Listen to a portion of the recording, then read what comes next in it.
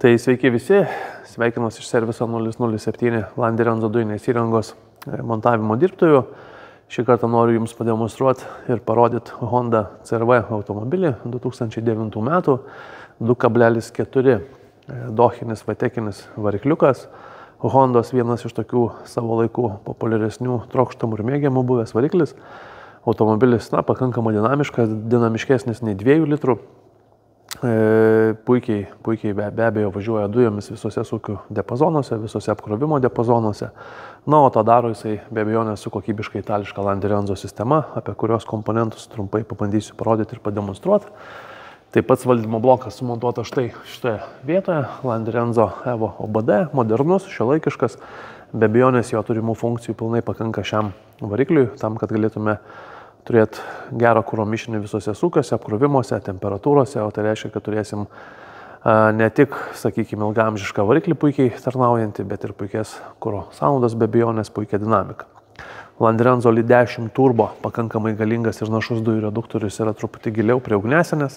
Skystos fazės filtras Landerenzo bei dujų vožtuvas išneštas į viršų tam, kad būtų patogu aptarnauti, valyti vožtuvą bei keisti skystos fazės filtrą. Dujinės fazės filtras štai šitoje vietoje.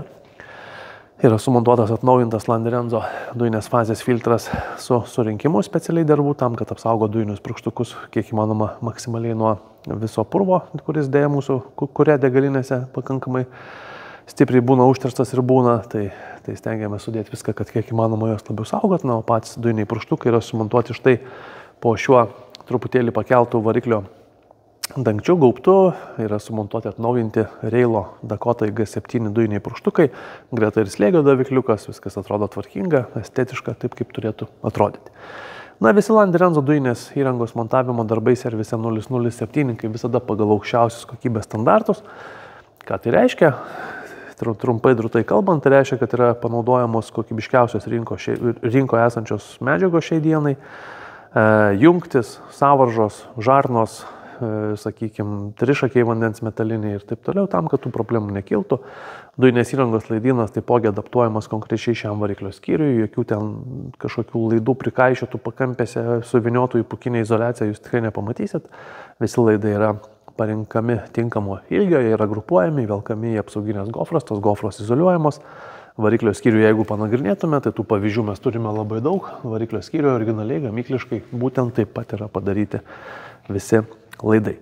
Greta pliusinės akumuliatoriaus klemos yra dujinės įrangos saugiklis. Instruktažo metu bus parodytas ir paaiškintas vairuotojui bei klientui, tam, kad tech apžiūros metu sugebėtų parodyti ir žinot, kad dujinė įranga tokį saugiklį turi, taip kaip yra numatyta reikalavimuose. Tai tiek apie patį variklio skyrių. Dujų perjungimo mygtuką sumontuojam kairėje, truputėlį apačioje, va štai šitoje vietoje, ten, kurio pageidauja klientas. Gerai matosi vieta, patogi vieta. Mygtuko pasirinkimas paprastai visada yra kliento pasirinkimas ir ten, kuris jau jo pageidauja, ten jis jau jį ir turi. Dujų pildymas prie benzino užpilimo vietos. Atsidarom ir matom iš karto užpilimo vietą. Mums nereikia susikinėti jokio adapterio, mums reikia atsisukti kamštelį. Jeigu kamštelis erzina ir nenorit ir tingite atsukinėti, galite jo nedėti. Štai čia yra pildymo vieta, nerūdijančio plieno varžtai, tvarkingai tam, kad niekas nekoroduotų, tvarkingai atrodytų, gražiai viskas tilptų ir tiktų. Tai vat baigę pildymą pasigaunam sriegį, truputėlį įsisukam ir gražiai uždarom. Atsarginio rato vietoje yra sumontuotas balionas, viskas lygu gražu. Yra sumontuotas 720 ant 200 balionas, truputėlį daugiau nei 60 litrų jo talpa. Puikiai tinka, pilnai užsidaro. Tai tiek apie Landerenzo dujinės įrangos montavimą servise 007. Jeigu kažką panašaus vairuojat arba ieškot kokybiškų sprendimų, kreipkitės, mielai padėsim. Ačiū.